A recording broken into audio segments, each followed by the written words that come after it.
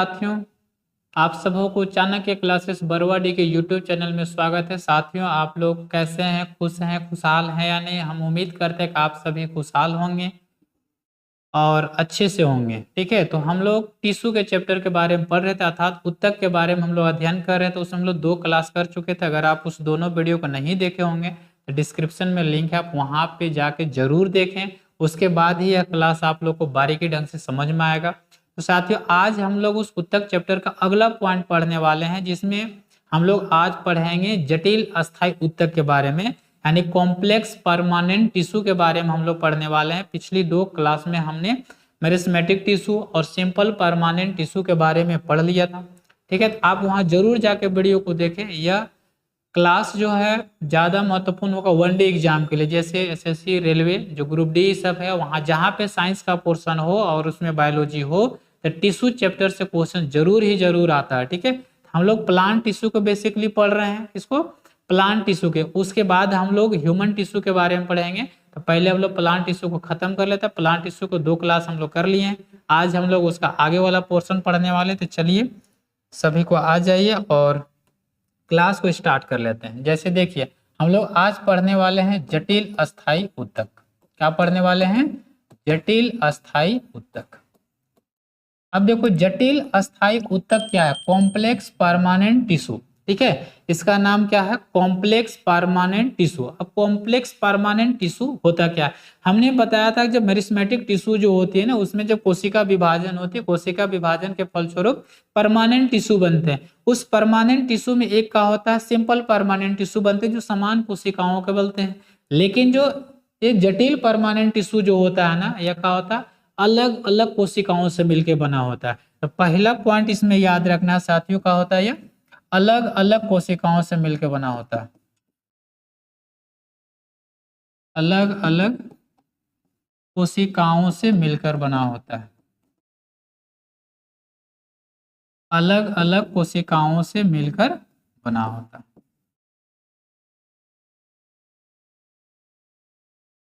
अलग अलग कोशिकाओं से मिलकर बना होता। कौन?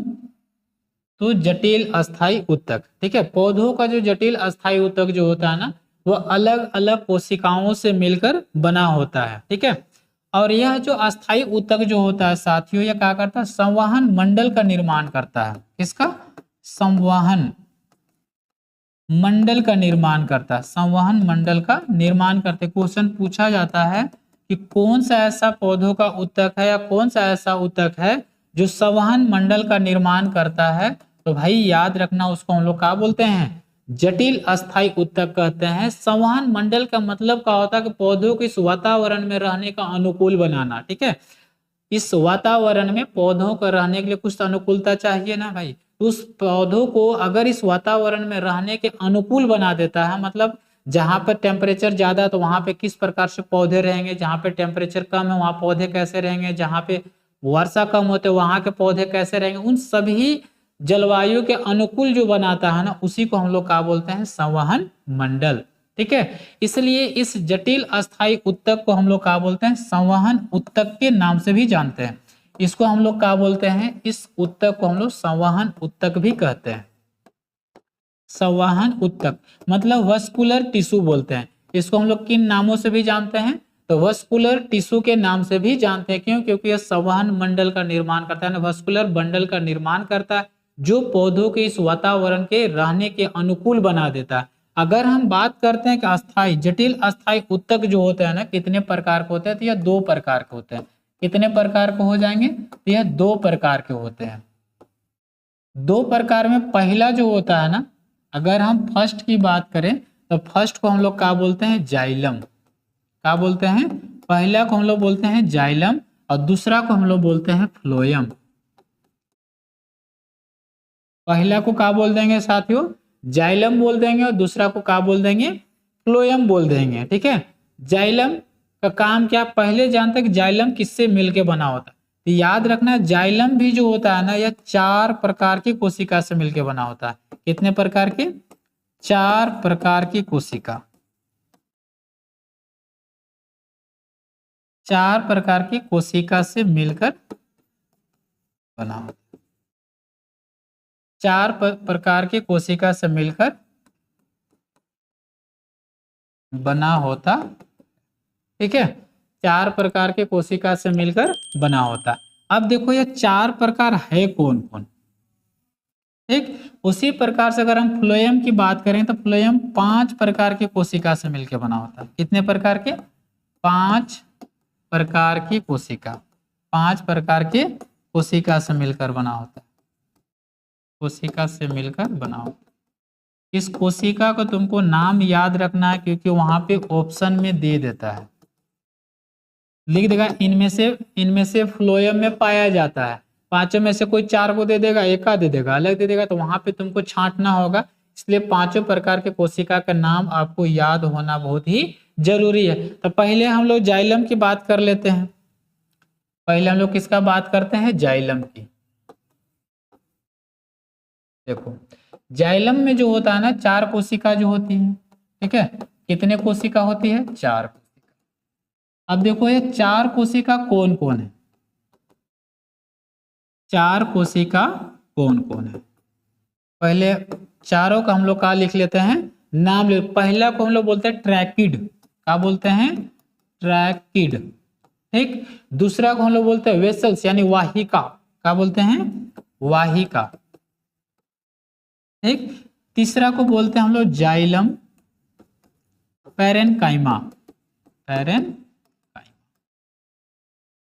और चौथा को बोलते हैं साथियों जाइलम फाइबर, क्या बोलते हैं? जाइलम, ठीक है। तो याद रखना है कि जाइलम जो होता है ना वह 4 कोशिकाओं का समूह होता है।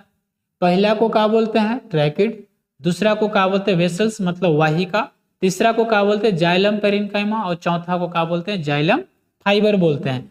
अब यहां से देख लो ना, यह 3 कोशिका जो है, ठीक है, यहाँ पे अगर हम बात करते हैं इन 3 कोशिकाओं का, देखो यहाँ ट्रैकिड, वेसल्स और जाइलम फाइबर, ये 3 ऐसे कोशिका हैं, यह 3 ऐसे कोशिका हैं जो क्या होता है? मृत होते हैं। यह कैसी कोशिका होती है? आपको याद रखना है, यह कैसी कोशिका होती है? यह मृत कोशिका होती है। एकमात्र कौन है? एकमात्र जाइलम पैरेनकाइमा है, यही का होता है उसमें जीवित होता है, यही का होता है उसमें जीवित होता है। ये भी क्वेश्चन पूछ लेता है, जीवित होता है। अर्थात हम कह सकते हैं कि जाइलम जो होता है ना, जाइलम एक ऐसा टिश्यू है, वह अधिकतम मृत कोशिकाओं को बनाता है। क्योंकि देखो 4 में 3 मृत है, इसलिए हम बोल सकते हैं कि जाइलम मृत कोशिकाओं को बना, मृत कोशिकाओं का बना होता है। यानी जाइलम जो होता है ना, अधिकतम मृत कोशिकाओं का ही बना होता है, ठीक है। अगर डायरेक्टली कोई देखे जाइलम बना होता, सीधा हम लोग बोल सकते हैं मृत कोशिका का बना होता। क्यों? क्योंकि इसका तो देखो 3 पार्ट मृत है, 1 पार्ट का है जीवित है। अगर उसे पार्टिकुलरली पूछ लिया जाए कि जीवित कौन होता है, तो जाइलम पैरेनकाइमा जीवित होता है। अब मृत कौन था? ट्रैकिड, वेसल्स और जाइलम फाइबर मृत होता है। यहाँ पे ट्रैकिड और वेसल्स जो होता है ना, नलिकार संरचना होती है, यानी नली नुमा संरचना होती है, जिससे क्या होता है? खनिज, लवण और जल जो होते हैं ना, वो कहाँ जाते हैं? जड़ से कहाँ जाते हैं? ऊपर जाते हैं। तो यहाँ पे देखो ना, यह कैसी होती है? तो याद रखना, यह नली नुमा होती है ना। यह कैसी होती है? तो नली नुमा संरचना होती है। आपको यहाँ पे याद रखना है ट्रैकिड और वेसल्स का ये कैसी संरचना होगी? तो यह नली नुमा संरचना होती है। जबकि अगर हम जाइलम पैरेनकाइमा की बात करें साथियों, जाइलम पैरेनकाइमा क्या करता है? अभी बताया तो वह भोजन को संग्रह करता है। यह क्या करेगा? यह भोजन को संग्रह करने वाला है। किसका संग्रह करता है? तो यह भोजन का संग्रह करने का काम कौन करता है? तो जाइलम पैरेनकाइमा करता है। जबकि जाइलम फाइबर क्या करता है? उसको यांत्रिक सहायता प्रदान करता है। क्या करता है? यांत्रिक सहारा देने का काम कौन करता है? Xylem fibre.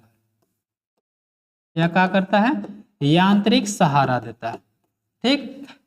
जाइलम, अब देखो जाइलम का कार्य क्या होता है, ठीक है। जाइलम का कार्य से क्वेश्चन पूछेगा, तो जाइलम करता क्या है? अगर हम बात करते हैं किसका? जाइलम का, तो जाइलम करता क्या है? इसका कार्य क्या है भाई? तो देखो इसका कार्य में पहला क्या होता है? जल, खनिज, लवण को ना, जल एवं खनिज लवण, जल एवं खनिज लवण।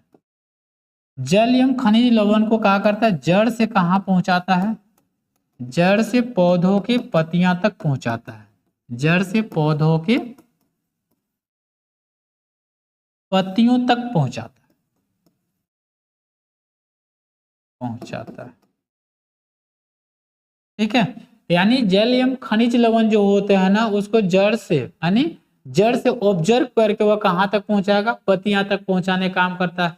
क्या वह ऑब्जर्व करने में इसमें ऊर्जा की आवश्यकता होती है तो, और या ले जाने में से ऊर्जा की आवश्यकता होती है तो नहीं। याद रखना है कि जाइलम टिश्यू होते हैं, इसको ले जाने में कोई ऊर्जा की आवश्यकता नहीं होती है। लेखता इसलिए क्योंकि ऊपर से जब वाष्पोत्सर्जन होता है ना, तो वाष्पोत्सर्जन स्टोमेटा के द्वारा जल जब भाप बन के ऊपर बाहर निकल जाते हैं, ऊपर का प्रेशर का हो जाता है लो हो जाता है, जबकि नीचे का प्रेशर का हो जाता है हाई हो जाता है, जिसकी वजह से पानी कहाँ चली जाती है? ऊपर। और यह ले जाने का काम करती है किस क्रिया द्वारा? याद रखना है इसमें कौन सी क्रिया होती है?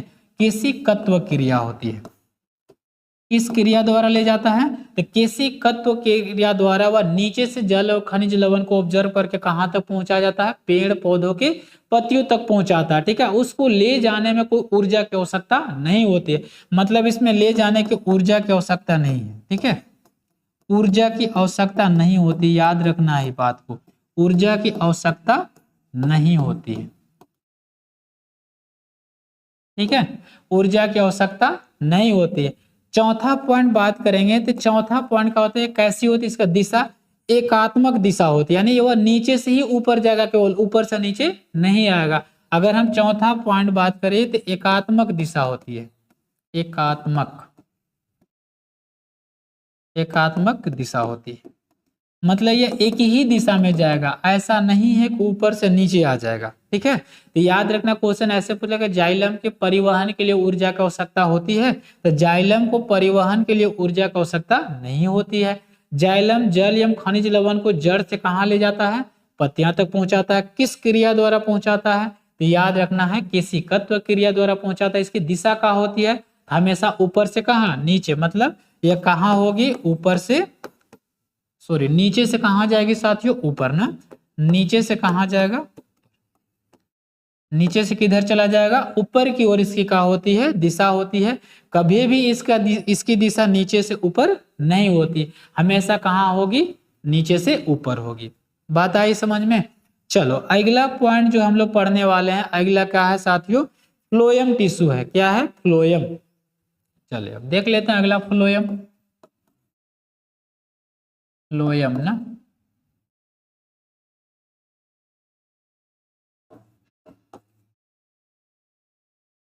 फ्लोएम। चलो अब देखो, अभी हमने कहा बताते फ्लोएम जो है ना कितने प्रकार के ऊतक से मिलकर बना होता है? और कोशिका से। यह 5 प्रकार की कोशिका होती है। कितने प्रकार के? 5 प्रकार की कोशिका। बार बार बोल रहे हैं भाई, याद रखना कोशिका का नाम। 5 प्रकार की कोशिका। ठीक है, अब इस 5 प्रकार की कोशिका में पहला कोशिका को हम लोग क्या बोलते हैं?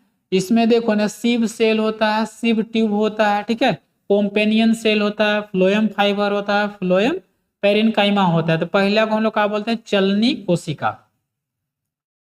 इसको हम लोग क्या बोलते हैं? चलनी कोशिका। ठीक, दूसरा को हम लोग बोलते हैं साथियों चलनी नलिका। चलनी नलिका। तीसरा को हम लोग बोलते हैं साथियों साथी कोशिका।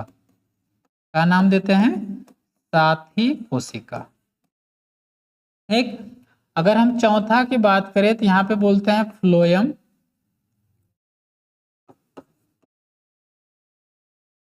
Phloem parenchyma. Phloem parenchyma. अगर हम पांचवा की बात करें तो इसका नाम पड़ जाता है फ्लोएम फाइबर। Phloem fibre. ठीक है, क्या नाम पड़ता? Phloem fibre. तो आप सबों को इस पांचों का नाम जरूर याद रखना है। ठीक है, पांचों का नाम जरूर याद रखना है कि चलनी कोशिका, चलनी नलिका, साथी कोशिका, फ्लोएम पेरेन्काइमा, फ्लोएम फाइबर। अब यहां से देखना है ना कि चारों पांचों कोशिका में यह 4 कोशिका जो होती है ना, यह चारों कोशिका जो होती है, यह 4 कोशिका कैसी होती है साथियों? तो यह जीवित होती है। ये कैसी कोशिका होती है? यह जीवित कोशिका होती है। ठीक है, इसका अधिकतम कोशिकाएं का होती है? जीवित होती है। जबकि फ्लोएम फाइबर कैसा होती है? यह मृत कोशिका होती है। यह कैसा कोशिका होता है? यह मृत कोशिका होता है। हम बोल सकते हैं कि फ्लोएम जो होता है ना, वह किस कोशिका का बना होता है? यह जीवित कोशिका का बना होता है, क्योंकि अधिकतम भाग क्या है? जीवित। या क्या लिख देंगे कि जीवित कोशिका का बना होता है। किसका बना होता है? यह जीवित कोशिका का बना होता है। आई बात समझ में? यह क्या होगा? जीवित कोशिका का बना होगा, क्योंकि देखो अधिकतम भाग इसका क्या है? जीवित है। ठीक है, जैसे चलनी कोशिका, नलिका कोशिका और फिर पैरेन्काइमा। जबकि फाइबर भर केवल का है? मृत है। अब यहां से देखो इसका जो कार्य क्या है ना, इसका कार्य, फ्लोएम का कार्य, देखो इसका कार्य क्या होता है भाई? अगर हम कार्य की बात करें ना, तो जो पेड़ पौधों को जो प्रकाश संश्लेषण की क्रिया द्वारा पत्तियों में जो भोजन बनता है, क्या बनता है? भोजन बनता है। उस भोजन को क्या करता है? पेड़ पौधे के सभी भागों तक पहुंचाता है। ठीक है, तो यह पहला पॉइंट, यानी भोजन जो होता है ना, भोजन को पेड़ पौधों, ठीक है, पेड़ पौधों के सभी भागों तक पहुंचाता है। सभी भागों तक पहुंचाता है। भाई पेड़ पौधों को जिंदा रहने के लिए भोजन तो चाहिए ना, पेड़ पौधों को भी जिंदा रहने के लिए भोजन चाहिए, और वह भोजन प्रकाश संश्लेषण की क्रिया द्वारा पत्तियां में बनता है, और वह लीफ से क्या करता है? पेड़ पौधों के सभी भागों तक पहुंचाने का काम कौन करता है? फ्लोएम टिश्यू करता है। ठीक है, अब देखो यह भोजन का जो स्थानांतरण करता है, किस अवस्था में करेगा? याद रखना, भोजन का स्थानांतरण सुक्रोज के फॉर्म में करता है। किसके रूप में करता है? तो सुक्रोज के रूप में करता है। सुक्रोज के रूप में करता है। ये भी क्वेश्चन पूछा जाता है, सुक्रोज के रूप में करता है। अब बताओ, इसको भोजन को स्थानांतरण करने के लिए ऊर्जा की आवश्यकता है या नहीं? ऊर्जा की आवश्यकता होगी। क्यों? क्योंकि यह जीवित कोशिका का बना होता है, और जीवित रहने के लिए हमें किसकी जरूरी होती है? ऊर्जा की जरूरी होती है। इसलिए याद रखना, इसको परिवहन के लिए ऊर्जा की आवश्यकता होती है। ठीक है, परिवहन के लिए ऊर्जा की आवश्यकता होती है। ऊर्जा की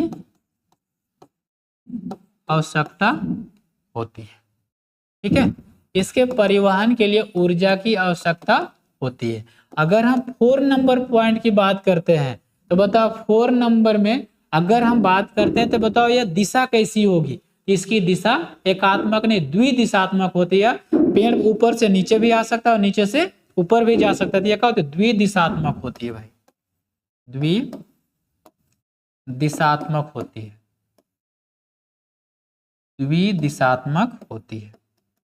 यहाँ पे जो था ना फ्लोएम, ठीक है, ये कैसी होती है? द्विदिशात्मक होती है। तो साथियों, यह जो जाइलम और फ्लोएम जो था ना, इससे जो जो क्वेश्चन बनता है, हमने उस सभी पॉइंट को आप सबों के समक्ष रखा है। आप इस वीडियो को एकदम अच्छे से ढंग से देखें और इसको नोट बनाएं।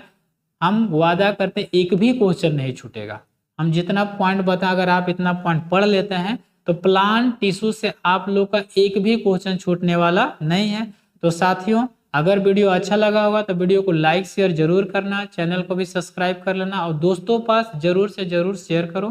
फिर मिलते हैं अगले क्लास में। सबों को जय हिंद, थैंक यू।